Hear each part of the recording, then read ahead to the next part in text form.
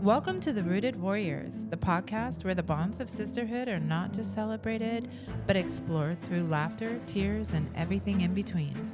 Join me and my two dearest friends as we dive deep into the roots of our own friendships, sharing stories and challenges. Whether you're looking for inspiration, advice, or just a good story, we're here to bring a piece of our sisterhood right into your life.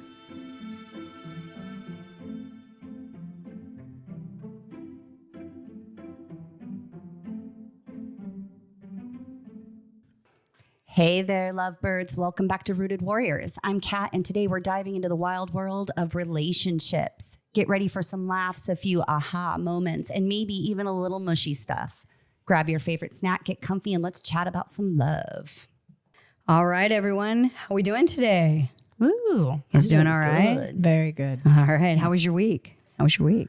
Busy, getting this new business off the ground and all that. But darn it, if I ain't living my dream. I love it. I love it. I love Yeah, it. It's so good. How about you, my sister? I'm just healing. Oh, what are you yeah, healing from? That's right. Still healing from my boob job. Oh, tell us how that's going.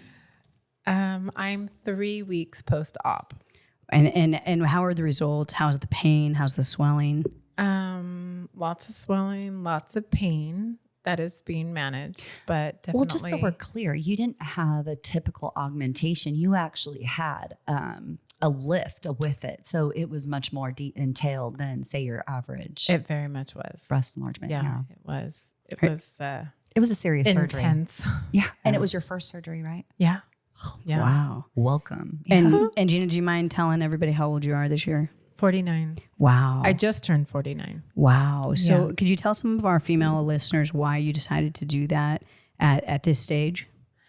I've spent the last year kind of on a health journey, I guess, and I've lost, I think, about 110 pounds now. Wow. So there is a lot of skin there and not a lot of fullness. So it was just something that was really, really bothering me. I didn't get like an enlargement. They're the same. They're just where they're supposed to be. Yeah, that's great. At 49. That's great. Good Yeah. for you. Yeah, Good for you. That's awesome. And, finally doing something for yourself for Yeah. a change. I love Yeah. it.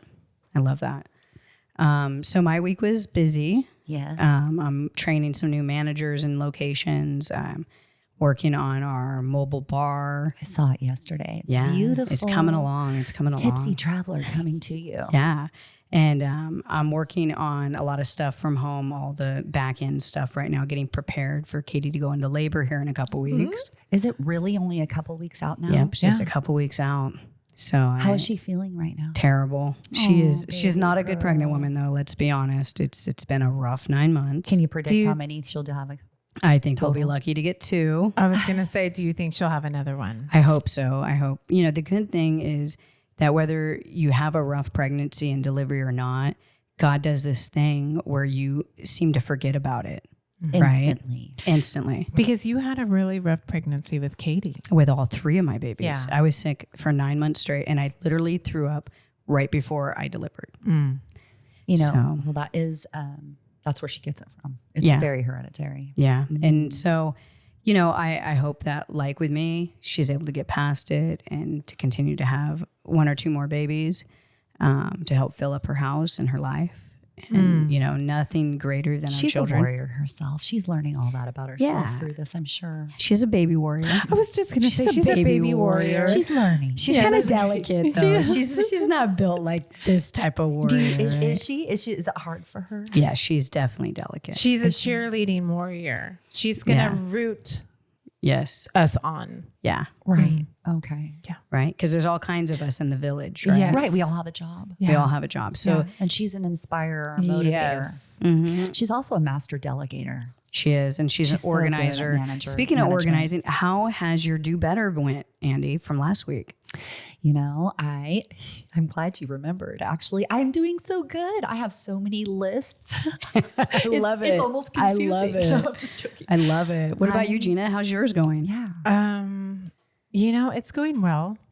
Yeah. Yeah. I can't Yeah, it's going well. I've really been self-focusing on just trying to heal. Yeah, no, I So- get that. Girl, you've been doing so much more than that. Let's be honest. Yeah, you have been doing things you should not be doing. You've been working hard. Absolutely. Yeah. Yeah. Let's be honest. You've been warrior. You're a warrior. Warring it out. I have most definitely been a Warring. warrior. I have gone to war Seriously. this last couple of weeks. So Good fight, though. yeah.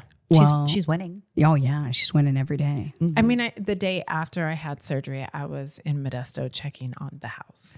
It's crazy. Yeah, it's crazy. It's Yeah. crazy. And she was working on the house the following day. Yeah, I was.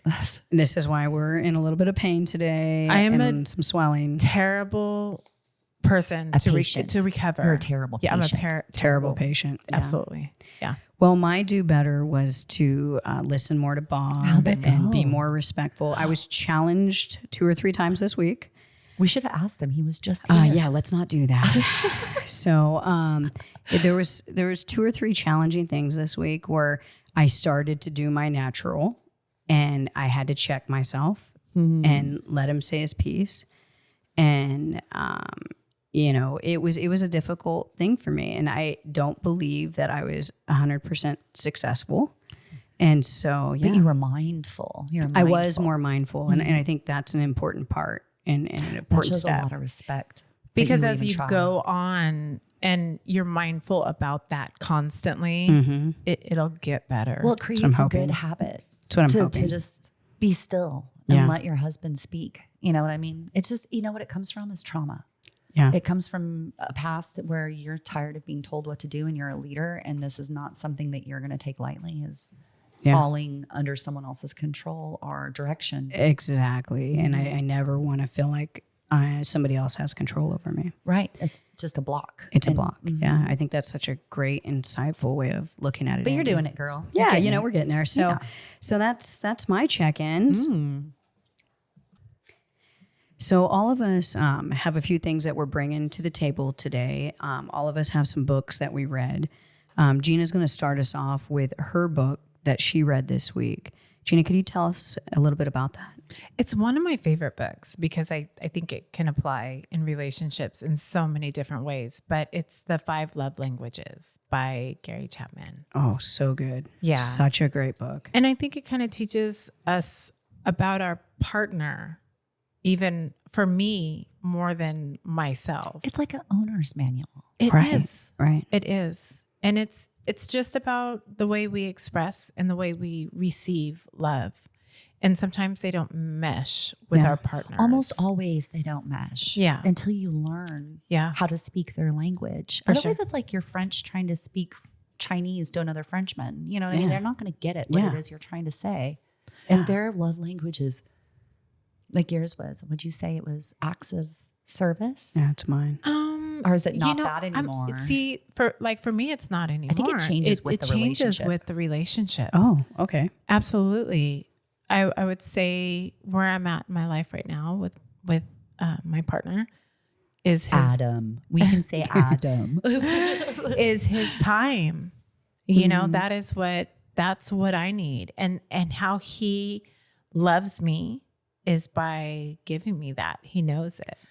Well, that particular person's time is incredibly valuable. It is. Mhm. It And is so very he doesn't much. have a lot of it. And so Yeah. whatever he gives you, I bet speaks volumes to you. Absolutely. That makes so much sense. Yeah. Yeah. Never thought about it that it would change with a relationship. Yeah, I mean, I've been in the same relationship for 28 years, so I definitely didn't think about that. Did yours ever change from when you were younger to what you need now? I mean, I didn't know about the love languages then, I was just surviving. So I don't know that I wouldn't have even known. Are what you needed then, thinking back, different than what you need now? I don't think so. No, it's the What same. do you think your love language is? I know that my love language is acts of service. Okay. For sure. That Yeah. You're there's like not a even man. Yeah. So I want you to not tell me you love me. I want you to show me. Oh, because love is a verb, so it's an action. It's not words. Speaking Ooh, of I love which, that.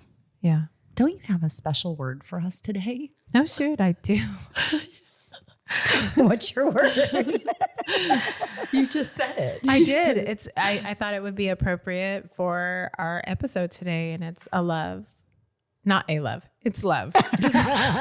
What's a love? Yeah. A love. You're a It's love, the Gina. love. Gina, It's you're a a love. love. It's amore. Right? Okay. Amore. But What's the definition of love? it is, extreme acts of service. That's the way I see it. So I am a textbook That's definition. what love means to you. Yeah. Yeah. My Nana used to say that love is when you care about someone else's happiness more than your own. Wow. I like that. You literally put them first in your life versus yourself. But then what do I have to offer if I'm just a shell? Well, of course you wouldn't go that far, but you know what I mean? But when you're thinking Way outside to of take it to the nth degree. I'm more thinking like if you guys go out to dinner and you're like, man, I want this, but you know he really wants this, and you would give it to him because you know You're not giving not up taking everything. anything. I'm an extremist. You are I an don't know. extremist. I'm It's like, all what's or going nothing. on now? I'm going over the hill. What's going on? So, what was your love language exactly again? Now it would be quality time. And then what's Adam's? Physical touch. Wow, I think that's a lot of men's, right? I'm going to say most. Weirdly, I thought it was your brother's, and he would have agreed, but it He's ended an up. words of affirmation. No, he is a quality time guy. I Yeah, think. that's Bob too. Bob's quality time. Which means the same thing, though. It means he just wants, me doing things with him and for him and with him, I think. Wow, that's crazy. So you and your brother have the exact same love language? Strangely enough. Yeah. Does That's crazy. that go back?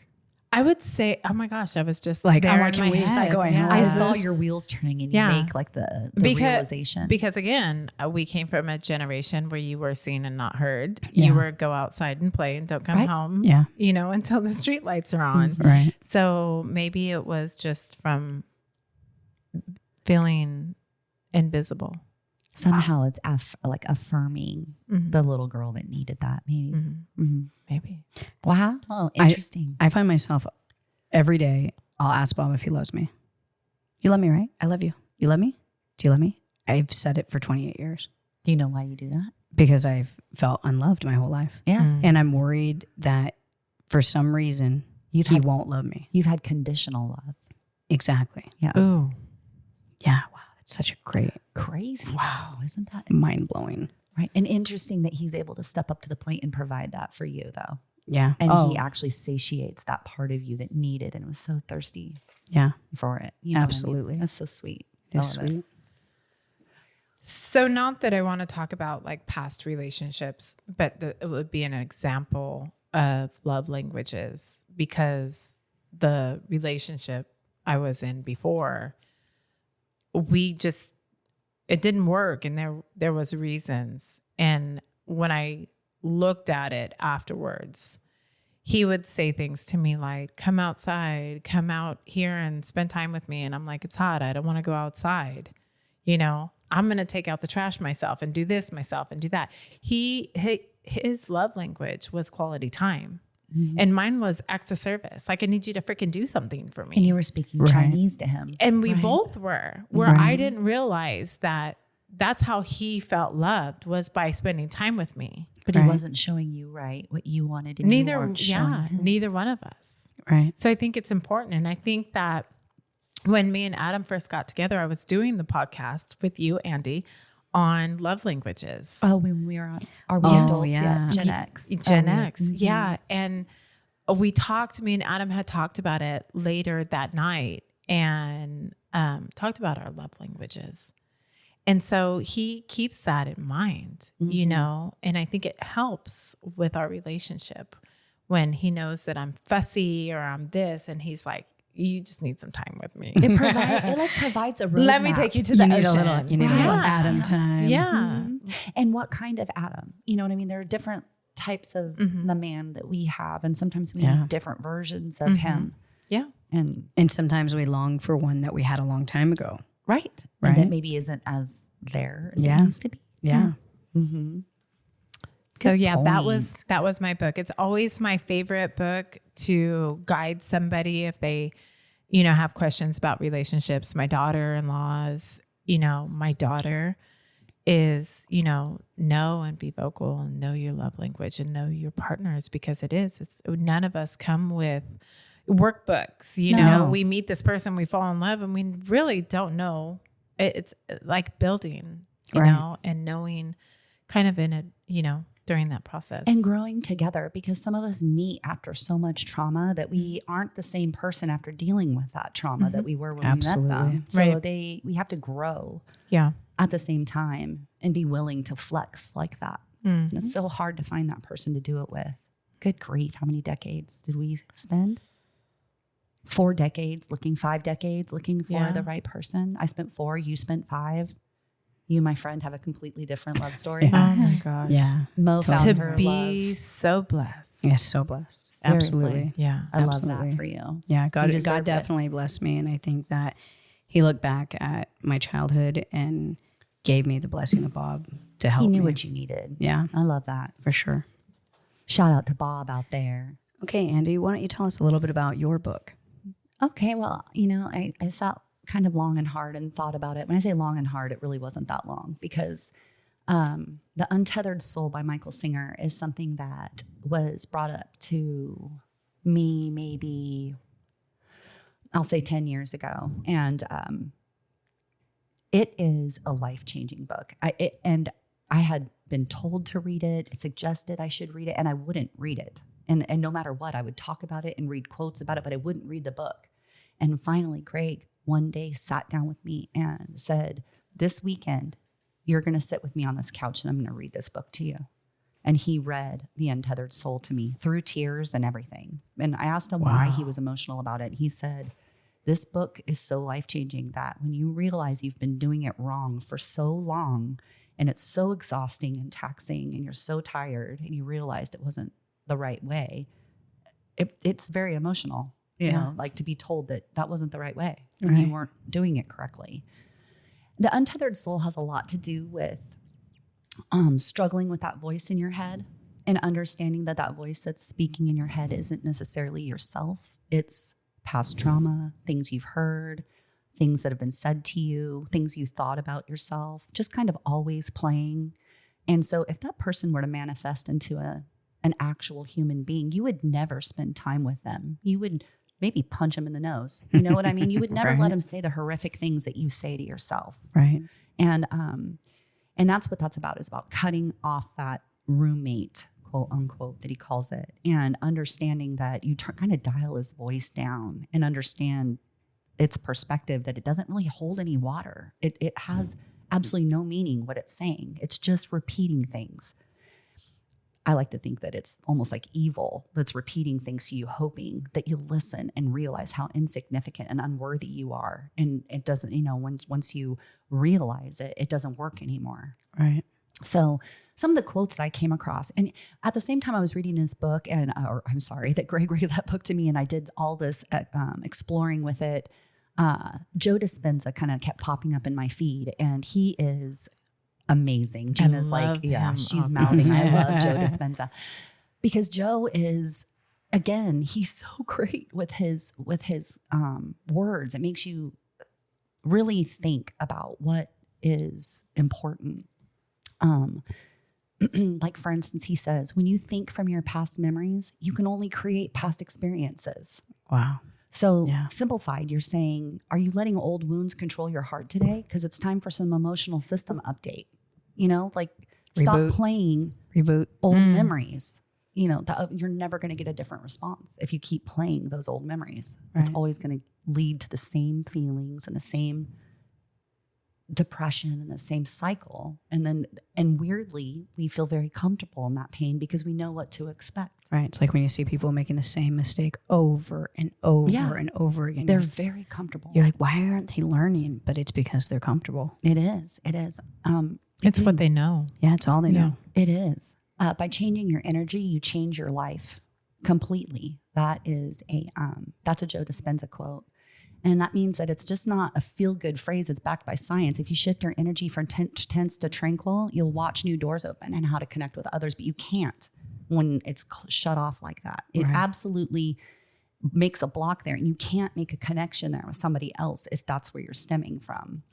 So the other thing was a memory without the emotional charge is called wisdom. If you're thinking from a place of relevance versus emotion, then it's actually wise instead of stemming from a place of this is what I feel, instead of just saying this is a fact. And if I do this, then it could help this situation, instead of going, but it makes me feel bad. So if you just see take the emotion out of everything. It's like working on your emotional intelligence. Yeah, I 100%. love that. And it's like to see every argument as a chance to learn something valuable. Like, who are you to know everything? Because you don't. No. Yeah. Maybe in that argument, there's just this one little nugget that he said or that you learned from it.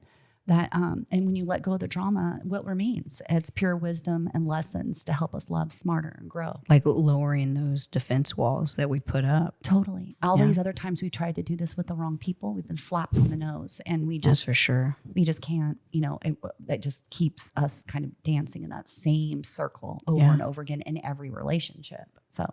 Right. I think this goes very well with love language. I If you agree. could read Yes. both books and do some I'm totally gonna read this book. This life changing. Yeah. This Like is for Greg amazing. to actually sit. I mean, he's a Marine, for those that don't know that out there, and he would never do that such a thing. Talk Right. about valuable time. Yeah, No that wouldn't be a thanks. thing. No. Yeah. And he really was like, this could change you and the way that you feel about certain situations when you feel so overwhelmed.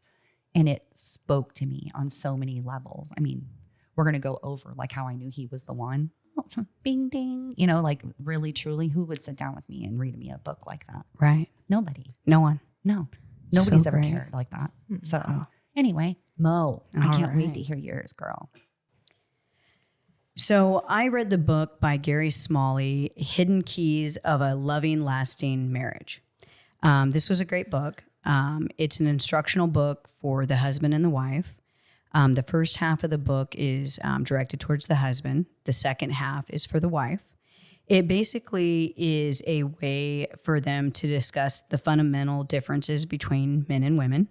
Highlighting these differences can create misunderstandings and conflict throughout a relationship. Gary also emphasizes the importance of communication and suggests that couples need to understand each other's emotional needs and their communication styles. Yeah, absolutely. Goes right back to the love languages, It It does. really does. This book honestly goes hand in hand Yeah. with love languages. Yeah. Yeah. It really does. How weird. We didn't even plan that because I No. didn't know which book who was Right. bringing. Well, that was the assignment, was to Yeah. choose a book and present it. It wasn't let's collaborate beforehand. So how do you guys communicate? So how do you communicate when you're upset with your partner? So I have to be mindful because my instinct would come from my childhood. When my mother was mad, it was silent. She was slamming things around. Do you stonewall? It takes They say Adam that's abusive asking in their me own right, is to stonewall. 20 times, what's the matter? Oh, really? What's the matter? What's the matter? Nothing. As I'm slamming As you're things slamming around. things around, right? If I'm more mindful and I'm upset and I'm like in a good place, then I'm like, hey, this is what you did. This is why it hurt me. And this is what I need you to change. Why do you think you do that? Do you think you are safe to say those things to him? Or do you think that you'll be ridiculed for it? Or do you just not feel safe based on past history? I think that the From other people. stonewalling and the slamming things around just comes from my mother. Right. And it's like I've got to dig deep and be like, wait, I'm not her. No. So this is how I would like to deal with things. And then it makes it so much easier. Right. Because then I had spent 2 hours pissed, slamming things. How and he's exhausting. downstairs So going, exhausting. I wonder what's wrong with her. Right. He has no clue. I swear almost every time single they time, don't know. he has no clue. And then when I tell him, he's like, oh, why didn't you just say Why something? did you just say it? Why are you upset about Yeah. that? Like, and then I'm like, Because it didn't work out for you to say something before Right. to someone else. right. But why waste all that energy? When I do, I am in the knowing now, Because right? So I now honestly know. think that what you're doing is this is just a theory and who knows? I'm not like some psychologist, but Dr. maybe Andy. I know, Dr. Cat. Andy. So maybe you are like testing, sort of. You're trying to feel it out. Kind of, you're angry and you don't really know yet if you can say something or if you'll trust yourself to say it correctly. So you're afraid of an argument or a blowout or disrupting his day or anything like that. So you think you're bottling it when in reality your body language is saying you're pissed. You know what I mean? And you're not hiding it well, even though maybe you think you are. It's going to be my do better this week. We're going to add it to it, right? So how about you, Andy? What's your communication style like when you're angry? I think when I am in a relationship or in a situation or with someone that I feel comfortable with communicating with, then I am a communicator. Right. 100% of the time. That makes sense. I don't like confrontation. So you want to just 100%. talk it out, get it done before it ever gets elevated ever. Really, like I just want to just talk smart. about it right about. That said, Greg isn't always, that's not maybe something he's accustomed to. So he too is a little bit maybe more like Gina. This is crazy. Right? So much in common with your brother. Raised in the same house. Or he'll bring it up in the middle of maybe another dispute. Like, well, I've had to not say something like 35 times. And I'm just like, but why wouldn't you say something? Why wouldn't you tell me? You can talk to me about that. But there's nothing to hide. Like, you don't need to stuff it. You know what I mean? You can talk to me, but I don't know. I think it is I'm a over maybe communicator, especially when I'm feeling insecure about the situation. Right. And if I'm being Did you say over communicating? That's weird. Never. I would never over communicate anything.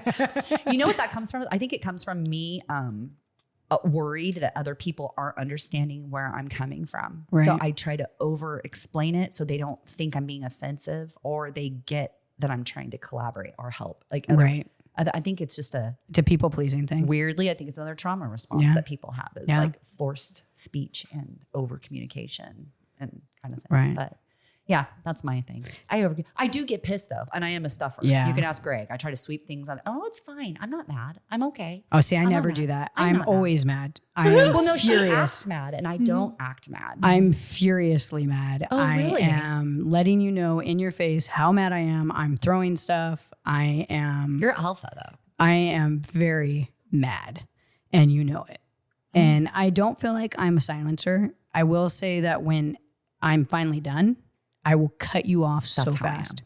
So when I'm done, I'm done. Listen, and that's not a positive trait that I'm trying to say. That No, I it's have. a bad trait. Yeah, I It's will a bad flip that trait. switch, and I actually will put myself out there over and over and over again. But then eventually, I'll start telling you, like, Right. I can feel it coming. Like I'm gonna have to, in an hour.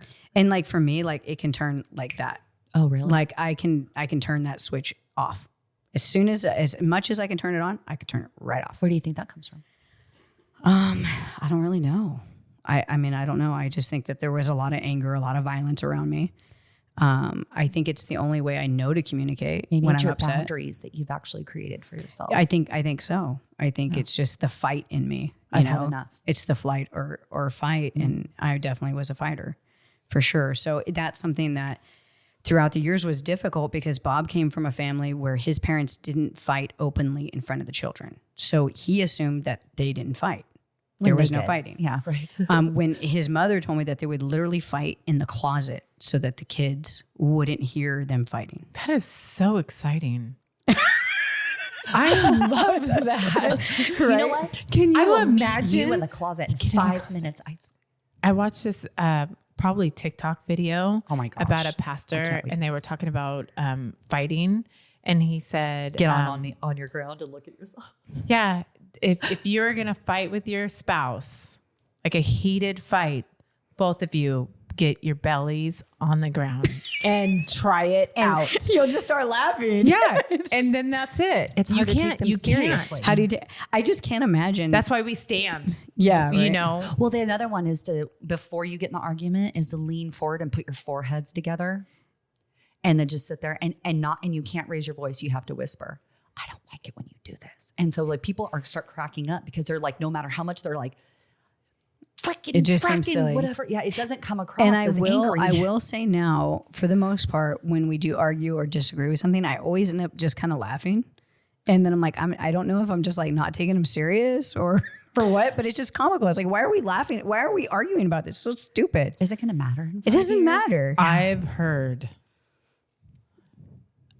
a fight Where? when we were in Vegas. Oh, the Vegas fight. You were a fly on a wall. I locked myself in the bathroom. We were fighting I was on the pacing. phone. I was like, what do I do? What do I do? It was so bad. And he was just as bad, right? Back me up on this. It was horrible. Yeah. Well, Yeah. I don't know about you, and this is really a growing thing with Greg and I. We love very passionately, but we fight very passionately as well. And That's how we have- passionate relationships are. Right. And depending on what kind of, again, what trauma you've come from or whatever, there are going to be very hot points. And especially a level of comfortability that you have with each other. Yeah. You're going to let it fly sometimes. And the respect needs to stay there. And I think that's where we're growing is. Yeah. I've really fumbled that quite a few times. That's too, my something friend. that I have really failed on Yeah. in arguments where I just go below the belt. And there's no reason to do that. I've also seen a TikTok video. How much She's TikTok is Gina watching? Hey, I only had like swiping. 5 hours on my phone last week. So, but it was talking about relationships, and it said, fight with your partner as if God was in the room watching. 100%. Wow. The other, Wow. excuse me. The other one I've heard is pretend like you're on camera. Yeah. Or like, would You're you being fight video. like that in front of somebody? Yeah. If I had a video out and I was like recording you on my phone, would you still fight like that? Would you Probably. fight like that if God was in the room? Well, I mean, technically God is in the room, so that we're clear. Right. And yet I still act as such. But if he was like there staring at me Right, that's what I mean, You right? know, Like in person, if in he's his sandals, Yes. with a glow around him. What's going to come out of your mouth then, right? I'll tell you what won't come out of my Right. mouth, Right. which Exactly. is all the bad words I use. I'll tell you that, right? We just need to remind ourselves that Jesus is present. Right. Yeah. But I mean, that is the reality, right? Right. Like Yeah. if you're a believer, you believe that he's always present. Right. So, but anyways, so back to the book. Basically, he goes through all the different things, what a woman needs, what a man needs. And honestly, I was more intrigued with what he was saying to the husbands, you know, kind of fact checking him. Sure. And honestly, he was spot on with just about everything, in my opinion. So, I mean, this is a must read. I really think, especially those that have not been married, I think this is a great book for you, or ones that have been in a bad marriage and are now remarrying. This is your book. I was thinking that everybody should read these if they're in a relationship. You should read these if you're not in a relationship. Before you get into a relationship, Absolutely. you should know these things. Yes. Yeah. Yes. For The sure. other thing is, have you ever thought about this? People always look to other people to find happiness. Other people look to other people to find happiness, and they'll just fail you all the time because they're human. Well, yeah. They can't be 100% right all the time, and you know what I mean. And so if we just focus on our own happiness, and they focus on their own happiness, and we come together, then we double the happiness. But if we're looking for them to make us happy, that's like an unfair request. No, I mean, or honestly, expectation. you should be looking to make that person happy. yeah, what You can I should be do? trying to make them better. Their happiness should be the key to your You happiness. sound like my Nana. Oh. Did you just say that? I just said that. It was profound. It was perfect. Thank you, guys. We come full circle. I'm just kidding. And now your commercial break. I know. Well, today in history is May 22nd, 1984. Pac-Man was released. Ooh. Yep. Namco came out with it. And within the first 15 months, they sold more than 100,000 units. That's big time then. Huge. And the fans spent more than $1 billion in quarters. I feel like that wasn't even a number in the 80s. Right? One, and I want to know how many of those quarters were mine. Well, Like, y'all just right? it's like a 7. lot. Not very many. I didn't have any Yeah. quarters. So We were all broke. So yeah, that, we were all that- broke. So we're good. That We're out. surprises me. We were out. But it was first called Puck-Man because they were afraid that somebody might change it to an F instead of a P. And so they changed that and they went with Pac-Man. And This is what we call being proactive. right, smart. They were smart. Okay. And they also, the look of Pac-Man, the shape of it was after a pizza with a slice taken out. So that's kind of cool. That right? is cool. The ghosts, their names are Inky, Blinky, Pinky, and Clyde. How How cool is that? Clyde. I know their Japanese names. They were Chaser, Ambusher, Fickle, and Stupid. I love Stupid. Is Stupid Clyde? It makes me think so. I think it has to be. It's Guzuta, or I don't know how they say that in Japanese, but Guzuta, Aoski, Ambusher, and Akabai. I'm so glad that Andy had the balls to say that, because I saw the same thing, but I just went with the English name because I'm going to screw that up even. Well, I'm sure I completely slaughtered that, but you at least get the point. All I keep thinking is if they wouldn't have changed the name, it would have been called Fuckman. I mean, it would. And one of them would have been called Stupid. Yeah. And the thing is, when you look at Miss Pac-Man, some of the pictures of her, you could see why he would have been called that. Oh my! We're looking at a picture. We'll ask you guys to Google that so you can see. That is crazy. But when's the first time you guys played Pac-Man? Oh, my mom was a cosmetologist at the Natural Man and Woman in Bakersfield. And she was in like a little mini mall. And right down the way was a Hallmark where I used to go in and buy stickers. Right. And for my sticker book. But right next door to that. Wait. You had a sticker book? Oh my God, I love You had a sticker book? Is this what like normal girls did? Like, I don't know what a So I sticker book had is. multiple chapters or novels of sticker books. Yeah, I only got to look at other people's sticker books. And appreciate them. They didn't buy you one on Standerford and told you It's like your Cabbage Patch. No, the only sticker I got was like the free one at the doctor's office with the smiley face. There So you there go. you go. Being a good girl. Where am I going to Or put the one at it? the dentist, you know, and you go in the basket and you get a stupid sticker. I'd get so Yeah. mad. I wanted the toy. I mean, I was probably clever and like make my own sticker book, you Yeah, know, right. kind of We thing. improvised on Yeah, things we couldn't we have. were poor. That is so funny. It For was the the 18th time, we were broke. It was the 80s. Everybody. Well, clearly you weren't poor. You weren't that I poor. She's got a freaking sticker book with chapters. I had many chapters. I had many of chapters. my- I had my horse chapter. I had my fruit and vegetable chapter. My strawberry shortcake. He's like, yeah, I was a poor kid to bullshit. Oh my gosh. No way. No way. My mom's going to hear this and be like, see, you were a spoiled brat. No way. No, wait. No, that's the wrong one. That's the That one's wrong even one. worse. I was treated like a princess. So, Gina, when was the first time you played Pac-Man? I'm going to say 1984 The year it came out? at the original location, Pizza Plus Ripon. Wow. Dr. And I can- Dwight's building. Yeah. And I can tell you that there was that window in the little game room because it was right up front. You probably Right. never been there because you're too young. Right. But I was sucking my thumb. yeah, the game room was kind of, you know, around the window. Right. And that game faced the window. So you could like play See it and everybody. look out the Everybody's window. looking at you. Yeah. Yeah. So the first time I played it was not the arcade version. So it must have been years later. It was not 'Cause I was 1984. the real It Pac-Man. was definitely not. But my stepdad's best friend Theo, remember the one that bought me the skateboard? Oh, yeah. His daughter had one of the mini versions of the arcade game. Do you guys remember when those came out? Yeah, the little tiny. It was the little one, and she was. I had 7. I'm just joking. I probably did. Again, I was poor. As a matter of fact, We were poor, so I had one. only had 7. No, I never had one. I'm only joking. So anyway, she had it, and I remember like wanting to play it the whole day, but she was one of those bitches that didn't let you touch her stuff. Oh. So I was like, you know, jonesing to play this game. So she walked out of the room for a little bit, so I got on there and I played it, and then she came back in and beat the shit out of me. Oh, shit, violence. Oh my gosh. But it was worth it because Pac-Man was rad. Yeah, It was rad. So after that, I was totally into it. Yeah, so, Did they have it on the Nintendo? I know. The No, Atari. the Atari, I think, had it, right? We had the Nintendo, the kind where you had to go. Oh, yeah, it was the best. Yeah. Yeah. And just get it in there and cram it. Yeah. Make sure it was going to play right. So I never had one. I wanted one, didn't get one. My brother, after I moved out, got one. Now So- that she's gone. Now that she's gone, we can actually do cool shit. Yeah. Y'all thanks. Thanks a lot. So that's this day in history. All right. So this week we made a survey and we sent it out to a few of our friends, people that we knew that had been married for longer than 10 years.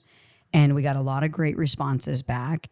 And we ourselves answered these survey questions.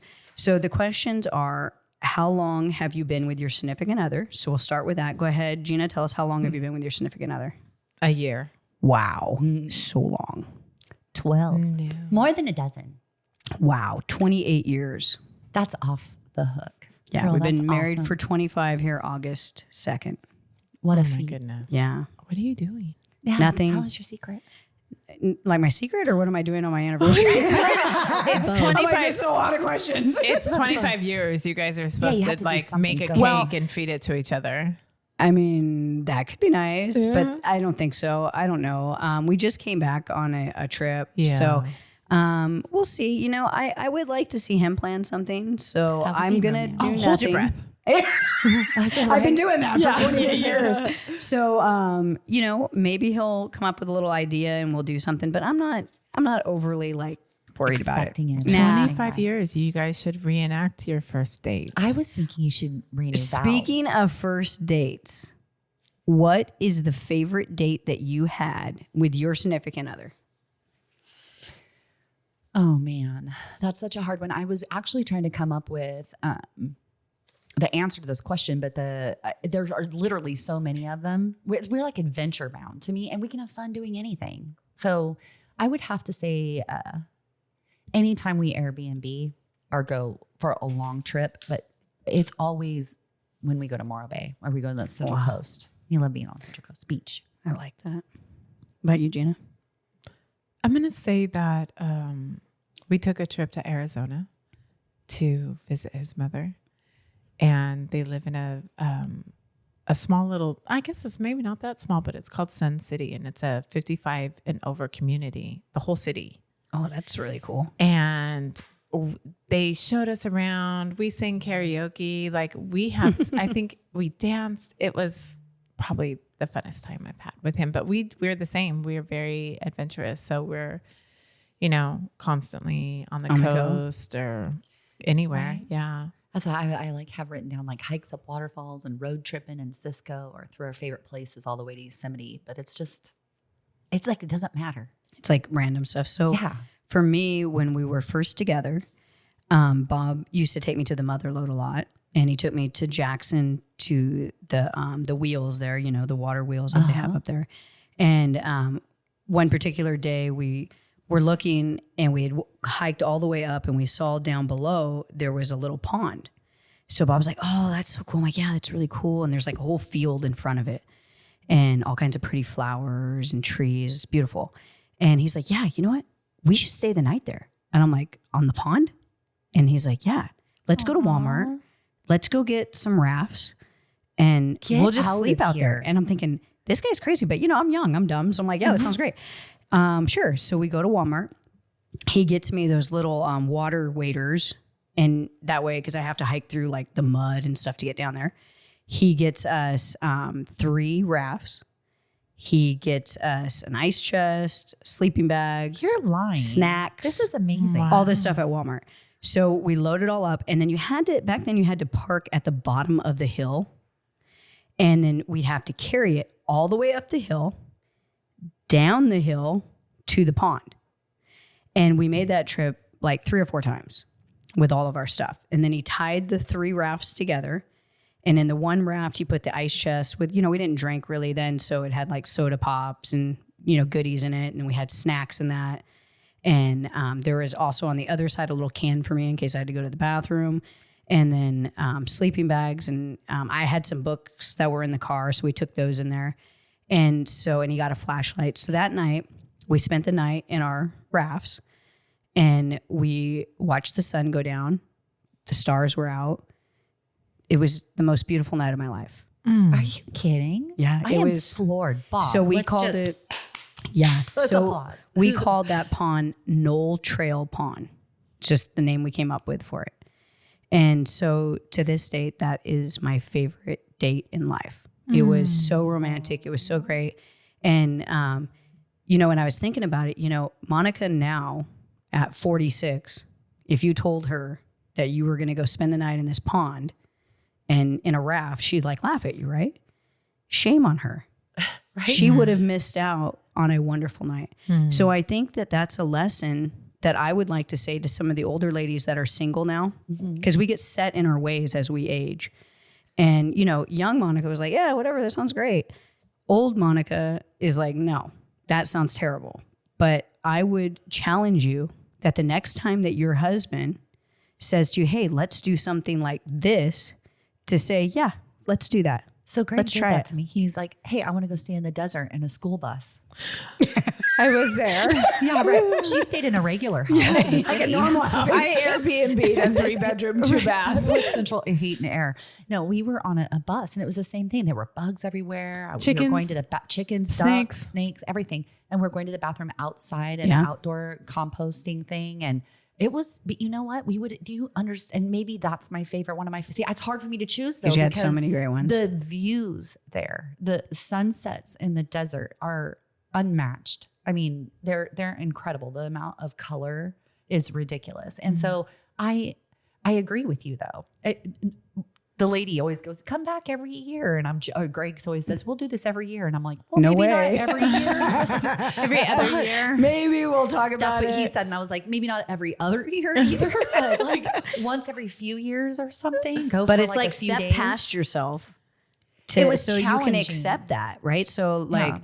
I'm glad that I had that experience, It was and I romantic. hope that we have other experiences like that. Right. And so that was my You favorite floated day. around a pond with balls. Yeah. So I interviewed Maddie last night, and she's 17 and in her new little relationship. And I thought, well, new love is just as important It is. as old love. All love is important. And I asked her a couple questions, but the last question I asked her is, what words of wisdom would you have for me? And she said, watching you through your relationships and watching you struggle, finding balance with work, and you're always going. And that probably puts a lot of pressure on you and Adam. She said, for us, because we're kids, we live in the moment. They don't And have she's- responsibilities that And are she said, overhanging. I would ask you to live more in your moments than all that other stuff that's just worrying stuff. and just, yeah. Man, wow, That's really profound. That Miss is Maddie. I profound, love yeah. that little girl. wow, Baby. I Yeah. love that. She was like, I would challenge you. I would live- challenge you. Well, to live Miss in the Maddie, we moment. would challenge you. challenge you to pay a bill. Oh, that was classic. Come talk to me in 30 years. Yeah, right. Let me know how that Yeah. goes. So how did you know that your significant other was your person? How did you know that? Dead air, ladies. I feel like Adam is a gift. Like he was like, God was like, okay, I've fucked with you enough. I just feel like he didn't use that verbiage, but And I'm fairly certain he wasn't the one effing with I you. think it might have been the other way You've around. been messed with enough, is what he was probably saying. And then here was this man. And when I first laid my eyes on him, Oh, I remember. I could not stand him. No, she couldn't. I took forgot Andy. about this. I took Andy upstairs, and I was like, "What is happening?" She's all, who is this? Who is I this? don't think I can. No. Like it was. You need to. It was at my brother's 50th birthday party, and we had rented the wine cellar at Redwood Cafe. Redwood Shout Cafe. out to Redwood Cafe in Modesto. Shout out. Whoop, whoop. And we were in so- the wine room. Yeah, we're in the wine room where we have some family, and then we have friends from high school. I feel like I hadn't seen him forever. And I think we had maybe hors d'oeuvres on the table, drinks on the table. And down the stairs comes this incredibly handsome man who takes a seat at the opposite end of this very large Oozing table. of confidence, might you? Yes. So really, it can be off-putting for somebody that is like, "Who are you? And why are you looking so confident?" But he is looking directly across the table at me and starts just in on me. Who Starts do you in. think you are?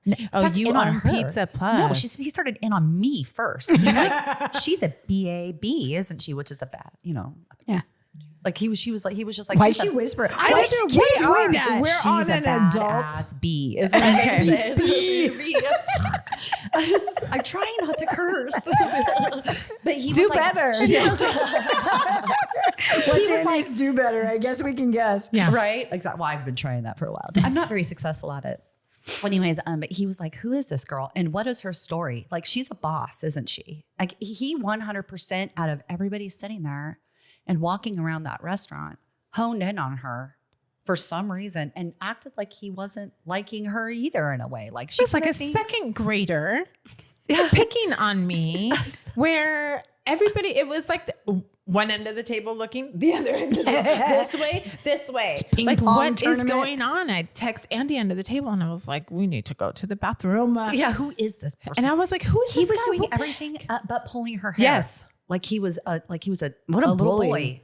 Yeah. What a bully. I have a crush on you. He had such a crush. I like you. Yes. That's funny. Just such a weird way of showing it. So Well- you knew you liked him when he was a bully.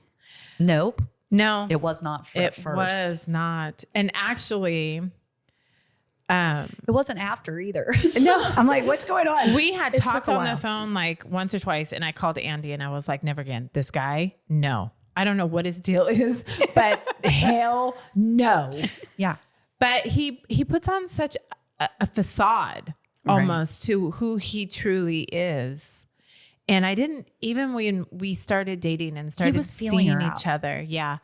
I would say dumb things. Like, I thought he was going to hurt me. Right. And it never occurred to me in those months that he had feelings or he was human whatsoever. And one night we were in the shower and we were having a conversation. Kind of TMI. Yeah. We went from I hate this guy Yeah. to I don't think One he's my time we were in person the shower. to now we're in Yeah. the shower. Yes. This is how it works. I It didn't is know. how it No one works. told me. And I had said something like, I don't want to be hurt by you. And he just looked at me and he says, what makes you think that you can't hurt me? Wow. And it That was is like a vulnerable. moment Right. that shifted our relationship where all of a sudden I was like, oh my God, he is a man. He is, because he looks like a god. Adam the God. Adam. Oh, he would love you saying that. Don't call him a god. gosh. Yeah, please take that back right now. We're gonna go. Okay, It's like a demigod. Remove it. That's funny. But I think that's how I knew that it took a minute, but we just clicked All right. and it just feels right. Yeah. Yay. Yay. You deserve to have Yay that. for love. I know. Yay for love. So for me, from the moment that I saw Bob, In his white t-shirt, I just knew it. I knew he tossing was the one. pizzas. He wasn't tossing pizzas. He just had. He had the blue bag That's under his not armpit. that's not how it was. Not how it done. So I was getting ready to go to my shift at Lions, and I was visiting my friend Tice to Hoop, and we were talking. I was drinking my pink lemonade, and in walks this big, tall man in a tight white t-shirt with huge muscles. And I just looked at him and I said, I'm going to marry that man. And Tice was like, what are you talking about? You know how old that guy is? And I don't know, I'm going to marry He's him. perfect. And I had a date arranged for that Saturday.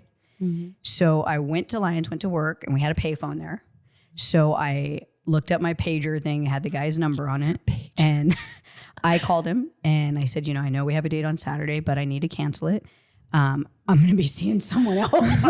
She said, I'm getting married.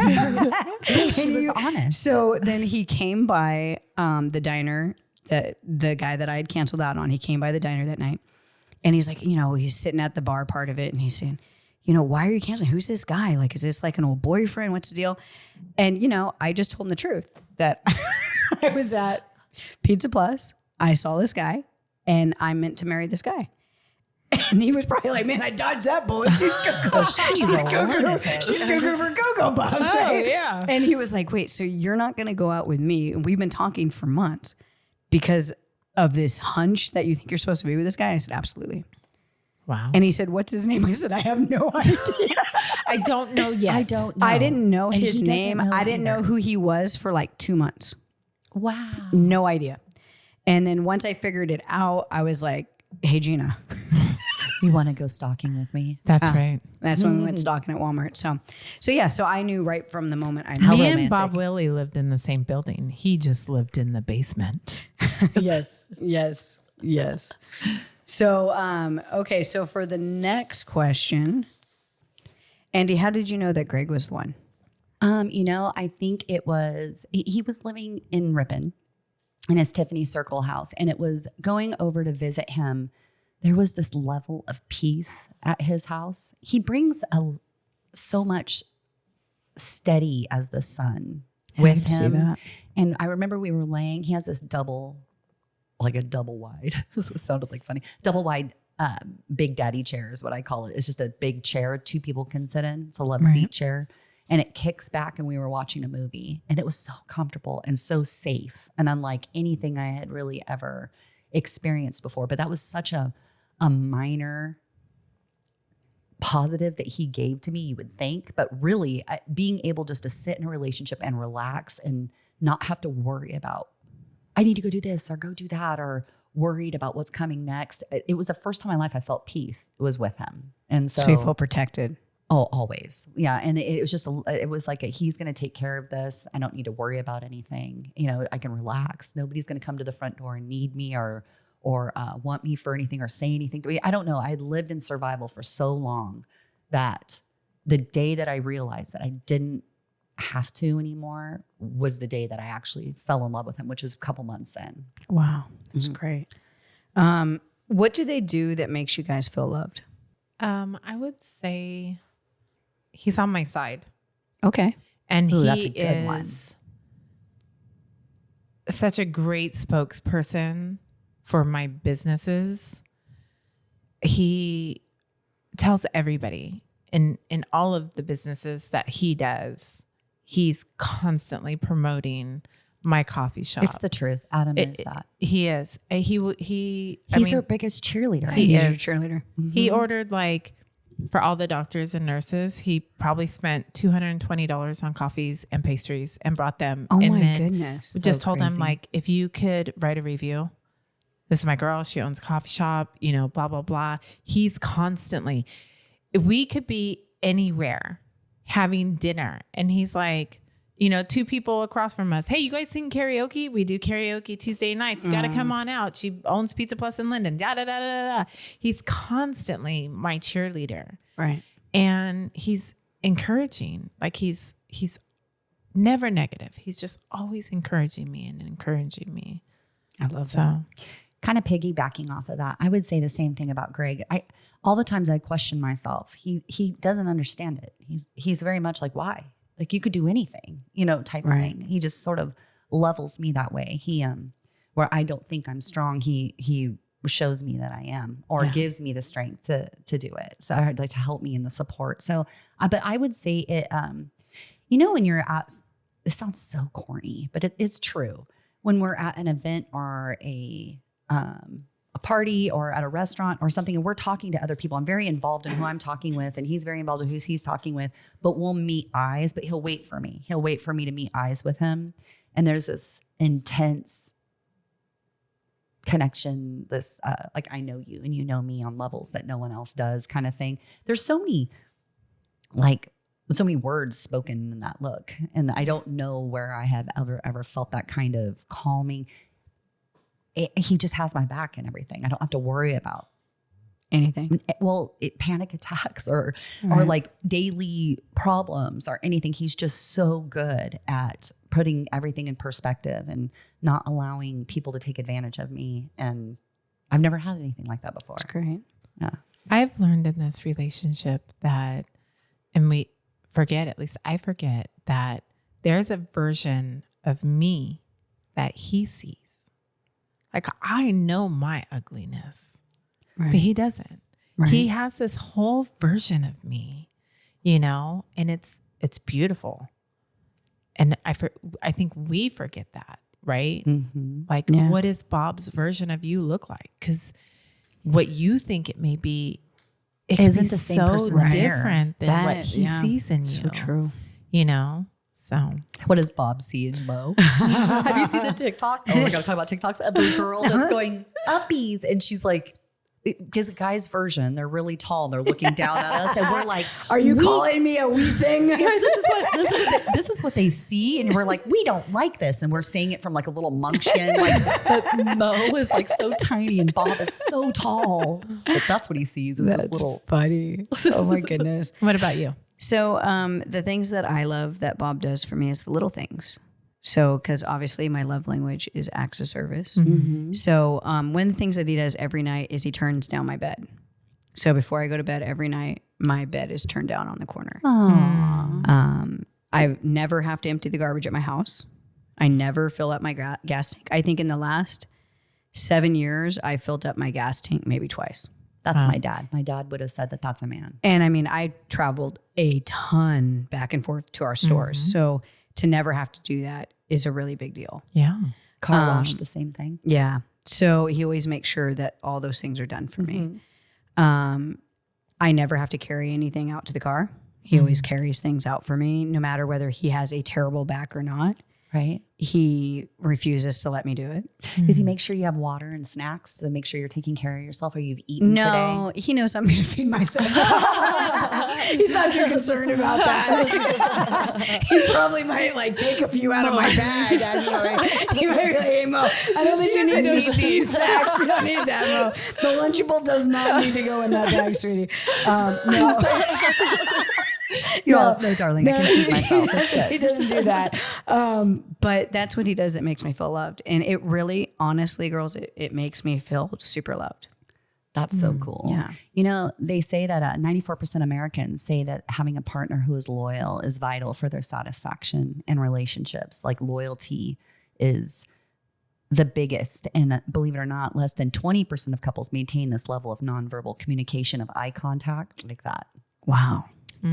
So I'm kind of rare gems, aren't we? Yeah. Like, so you can stare at each other. And then the Do you guys loyalty do thing. that? Oh yeah. Yeah. You see each other across the room and you're just like, boom. We have looks, Yeah. you know, like you know the certain I get looks. you. Yeah. You know what I'm talking about. You're mine. Yeah, you know what I'm talking about. right. We all know what I'm talking Later, baby. about. Later. What do they do that drives you crazy? Batshit crazy. Dude, every single one of us rolled our eyes. Just kind of went, oh gosh. Like this. Adam sweeps everything under the rug. Oh, he doesn't want to deal with it. He minimizes things. Yes. Ooh, yeah. That would drive me crazy too. Handle it, son. Yeah. Yeah. I get what that is. Mine is, well, yours likes to throw it under the rug. Mine likes to overreact about it. They are just like Gina and Greg are literally. He can be super intense over super small things that really test his patience, but don't test mine. It's like, this isn't a big deal. He'll try to bring me there and not that he'll try to bring me there. I'll try to go there to try to curb whatever it is that's going to upset him before it happens, which causes me to be more reactive. When in reality, I'm not. Not reactive. Not at all. Yeah. Like, and I'm not about these little things anyway. Right. I'm very We were lacking any kind of consistency. no. Actually, that too. But No, because she's reactive. No. no. No, what I wanted to say was that there's very clear memories that I have of my mother. And she was always, something was always happening. It was the problem of the day. Oh God. The problem of the day. And it was always like, my mom was really good at Was it chaotic? Was it chaos? Yeah. Because your brother's big on that. That's his word. I don't do chaos. It was Nerve-wracking. Their household was nerve-wracking. It was. You didn't know what you were walking into. And so my mother had to deal with that. What am I walking into? You know, and then how do I get my way out of it? Well, and that fix rose it?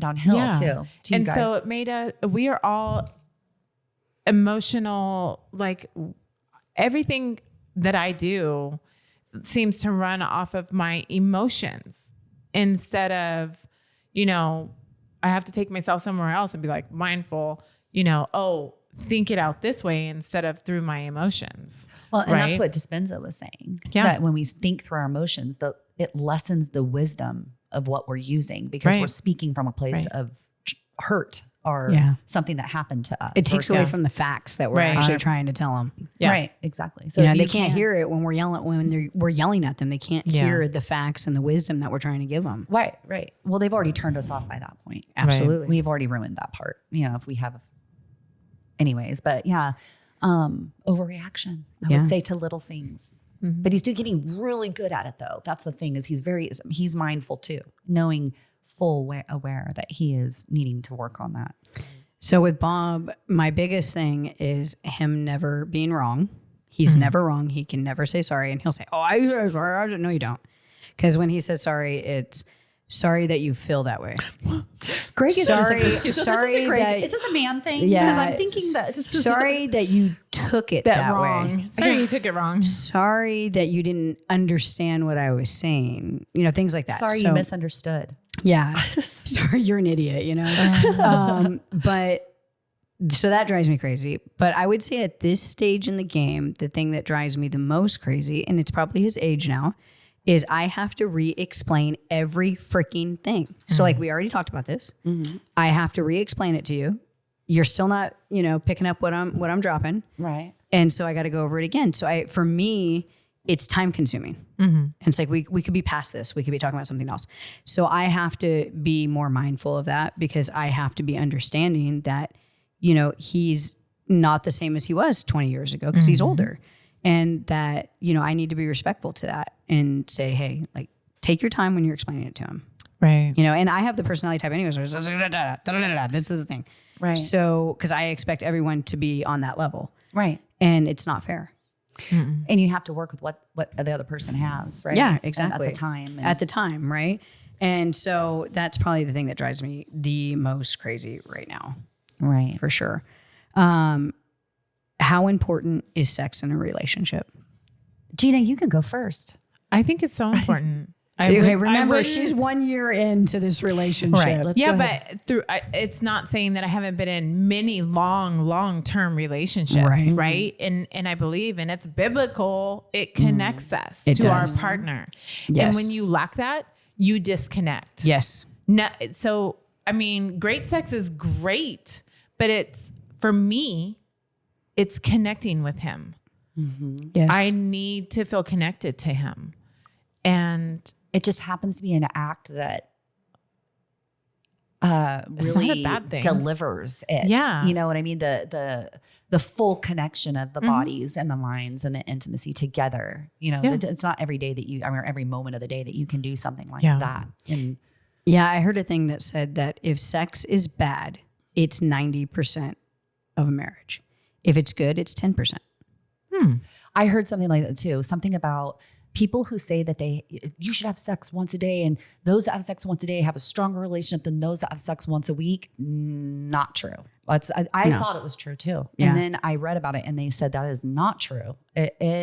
Yes, connection is super important. It's super important. But as a woman, week goes by, 2 weeks goes by, and without us initiating anything or them. So then there's a problem. Then I'm we're women, so we're like, what do we do? I'm not sexy enough. I'm not this. What have did I gained weight? What am I doing wrong? There's a reason we're supposed to connect like that. Right. I think men probably feel that same way, less masculine, less attractive when their women are going through, let's say, menopause or perimenopause. Let's get honest about it. Let's be honest. I was definitely more sexual back then than I am right now. And right now, it's not to say that I'm still not. It's just that it's different now. Right. I'm actually I feel like I'm more intense and more there with my mind and heart than I ever was before. Right. Before, I was acting it out with my body instead of fully immersing myself and letting my guard down and letting someone else completely in. And so although I need to work on initiation a lot more in this growth that I'm having, at the same time, like so much of it has to do with where you are in age. Yes. Like I know we're great. Like we really are. There are definitely improvements that we can do on either side or whatnot, but we do not struggle necessarily in that department. But we know that we're in our 50s and that's something that we actively are going to have to keep on top of with nutrients and making sure we get good sleep and stress. And otherwise that starts to fall away. And it becomes a problem.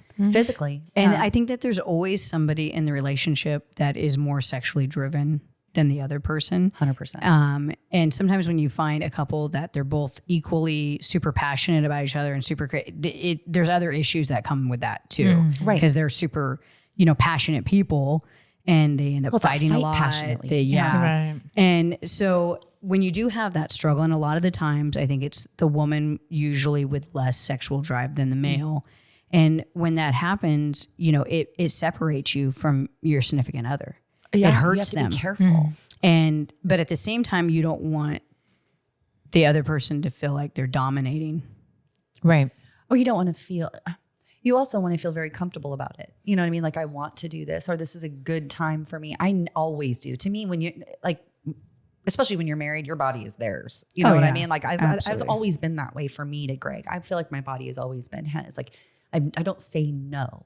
I don't go, no, you can't. Well, my thing is, you're only having sex with your significant other. That's the only person you should be having sex with, in my opinion. So you need to have sex with your significant other. Yeah. And you need to do it as often as you can. I have friends that go months. That's and it's crazy. like, not what healthy. are you doing? Because there's statistics It's on not good. it. I don't want to be married to my I want to be married to my best friend, but I am going to connect with him in a different level than I do with my best friend. Right. Exactly. Obviously. Yeah. And that's You're going to get things grabbed when you walk by, and things whispered into your ear. You want that. You want that. It's a whole level of it. So it's definitely important. And maybe that's on my do better. ooh, Greg's going to like this week. Turn up the heat. Turn it up. I know, right? Turning up the heat. Okay. The next question was, should couples start having sex before they're married? Yeah. I don't buy shoes without trying them on. Wow. All right. Well, that was very definitive, wasn't it? And I was like, yeah, absolutely. It's funny, is one of my males that responded to our survey, he said, absolutely, you don't drive a car. You don't buy a car without test driving it first. You Well, also here's the don't thing buy a is- house on a sight unseen either. Yeah. but You need to be able to connect. That's what you need to be able to connect with that person. What if there's no chemistry? What if there's no connection at all? So I kind of feel like it, because I had many relationships before, as far as like, I've been married before, and Greg has been married before.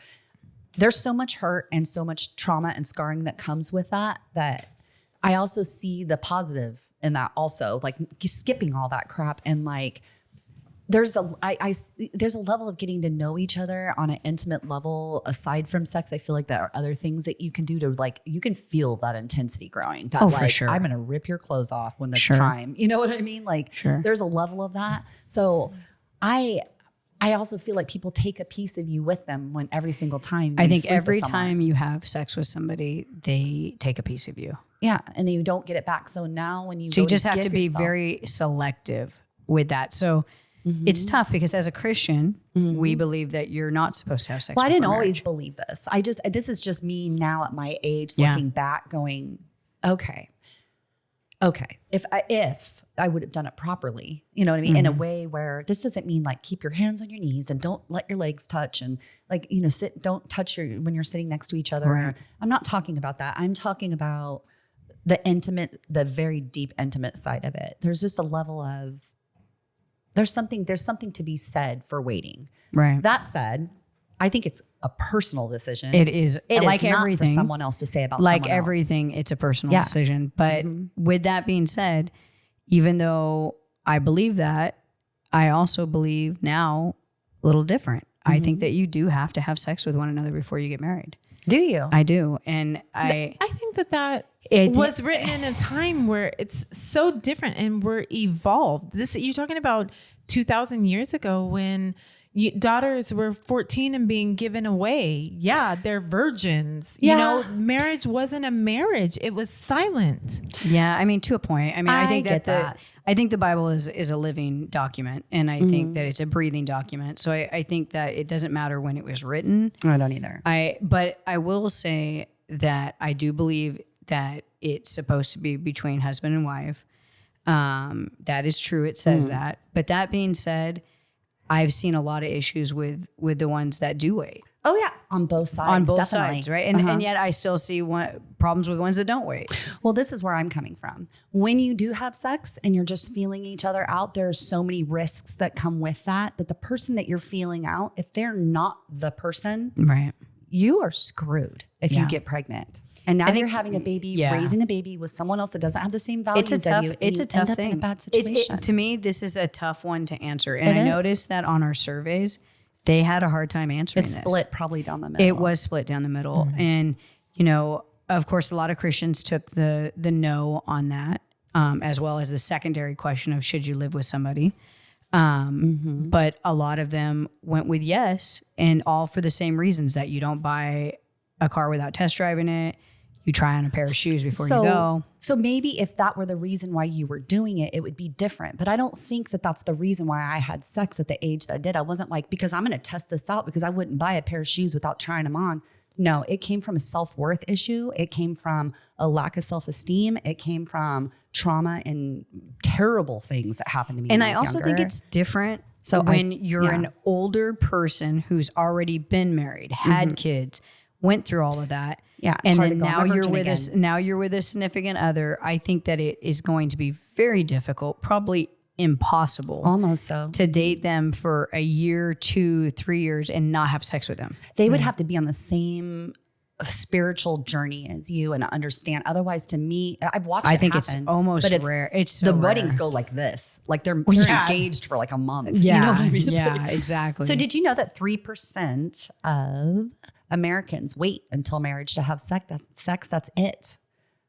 With many citing premarital intimacy is crucial for testing sexual compatibility. So I'm not saying that everybody's saying the same thing. Yeah, I'm not saying anything's wrong with it. I just am saying, for me personally, if I could have redone it again based on what I did with my kids and how that all worked out and trying to raise these boys to be great men, but not having that foundation with our father and, you know, that relationship to be able to be on the same page.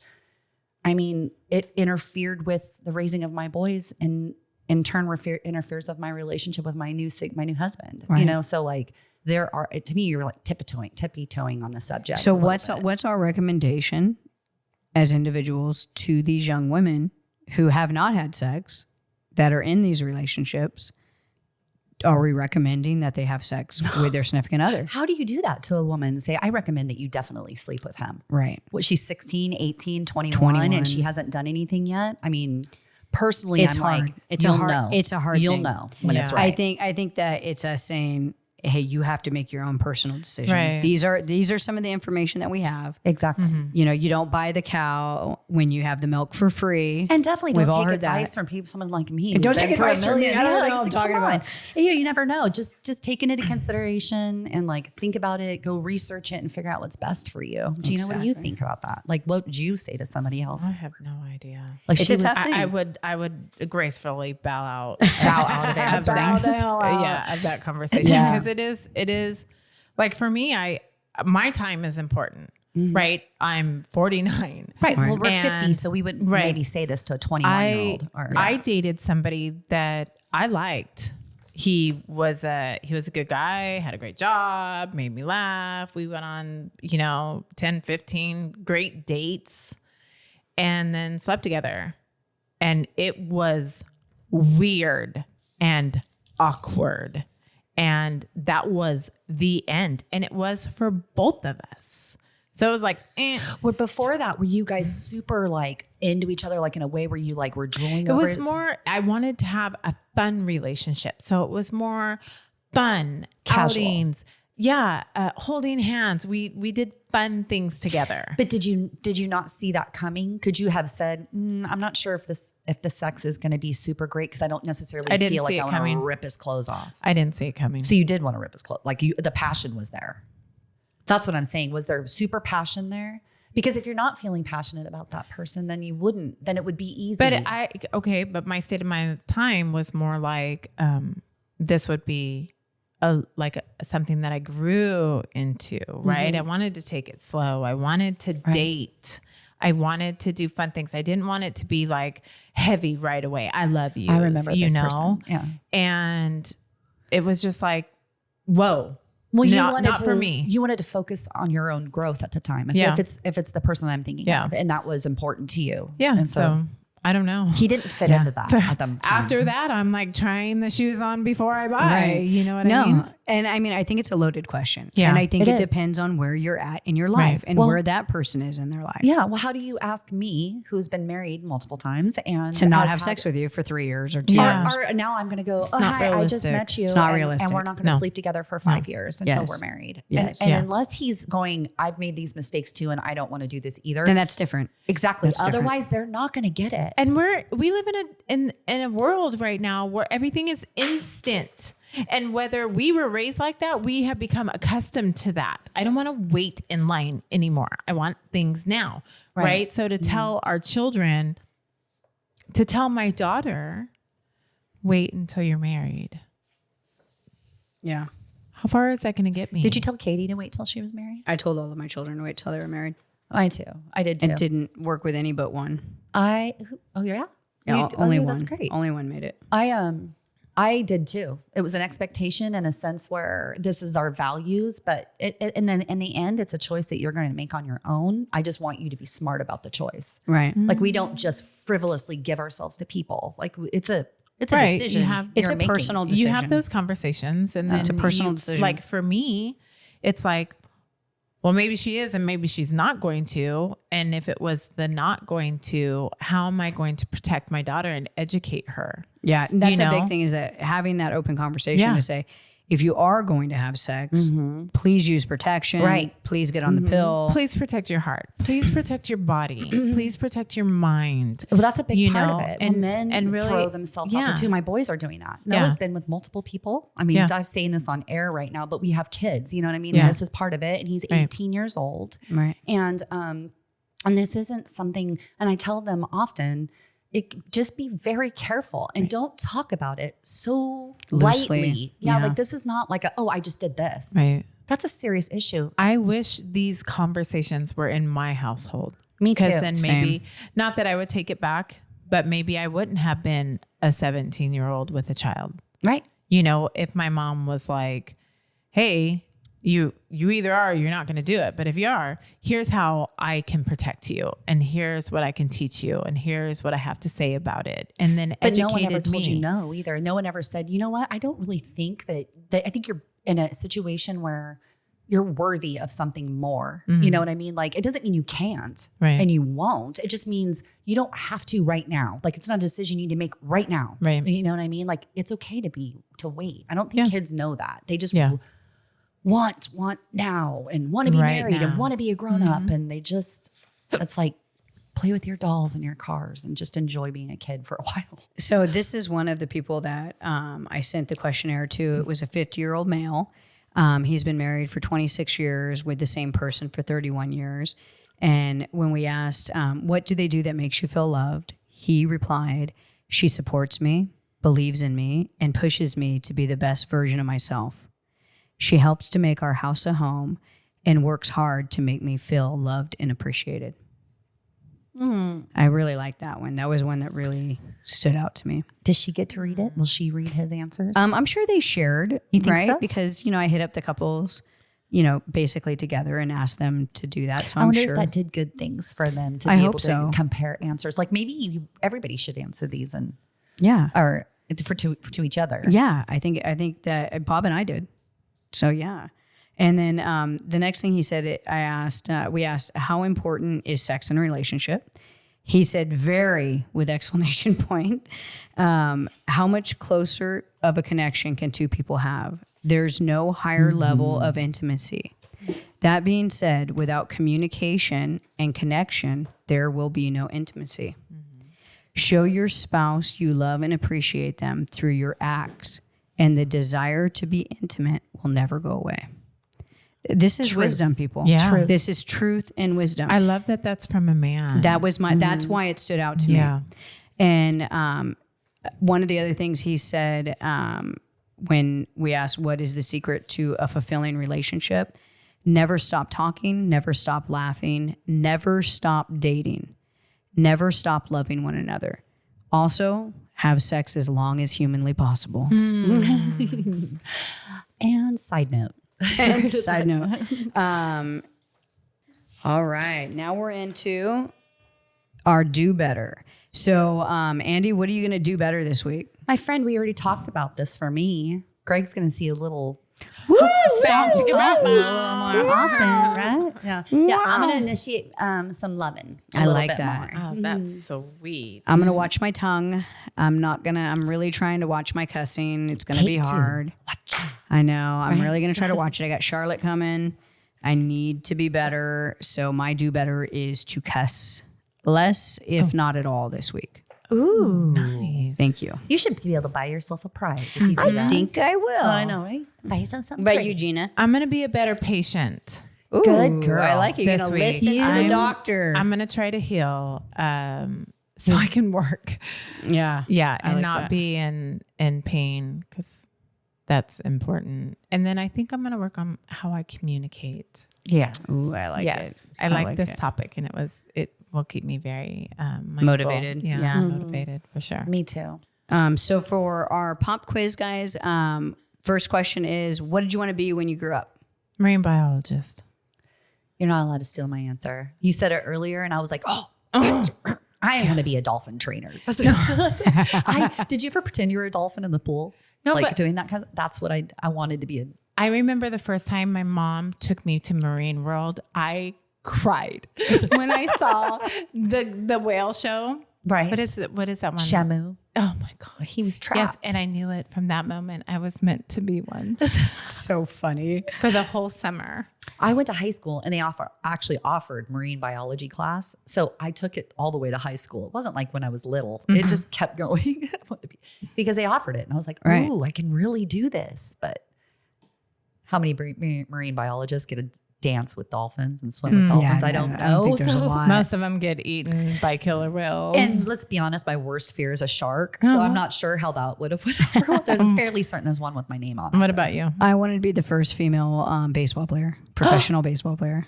Get out. No, that's so silly.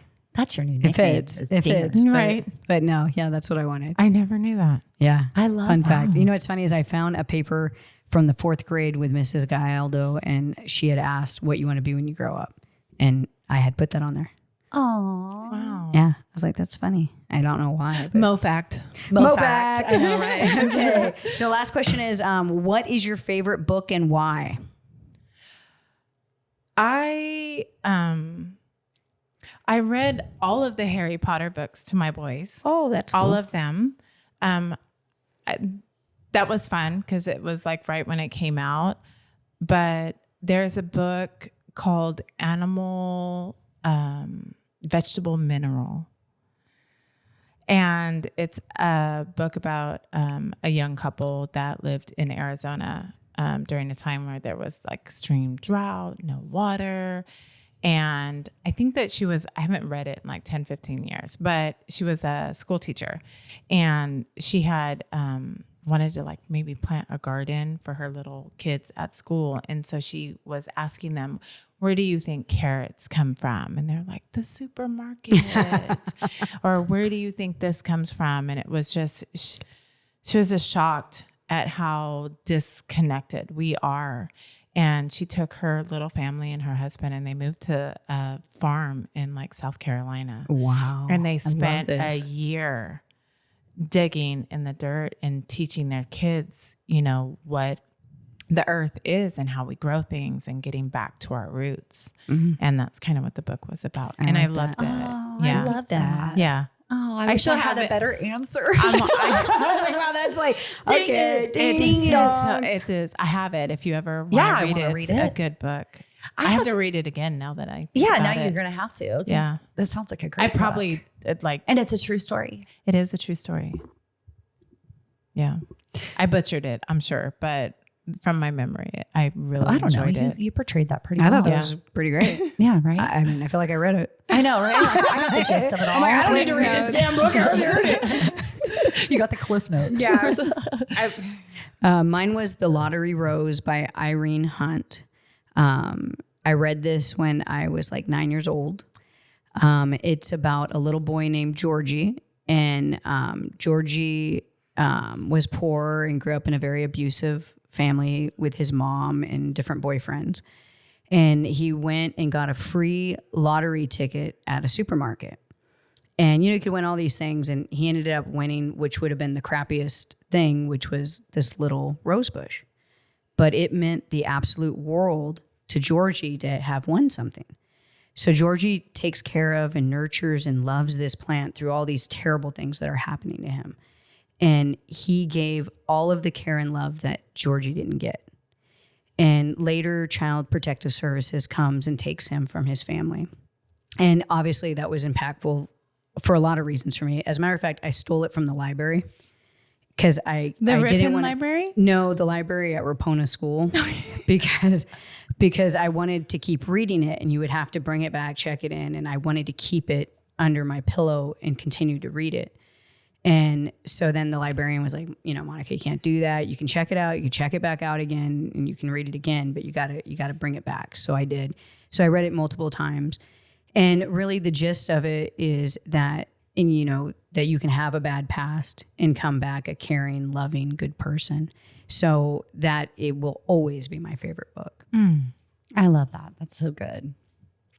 So I wish I had better books. I really don't. I doubt that. I really don't.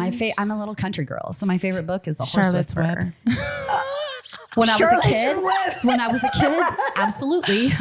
Now I have a Frenchie that's a piglet, and I've always wanted one like Wilbur. But I would say The Horse Whisperer. I love horse books, and I love true stories and things like that. But this one is a book. I think it was written by Robert Redford also, but I believe he's in it, the movie. But it's just about love and loss and how the bonds between an animal and a human can help you grow and how you can help them grow. I don't know. It's one of the most peaceful. Oh, it's awesome. The Horse Whisperer. The Horse Whisperer is, and it's a movie. Watch the movie instead if you want. The book was so good. It's a good book.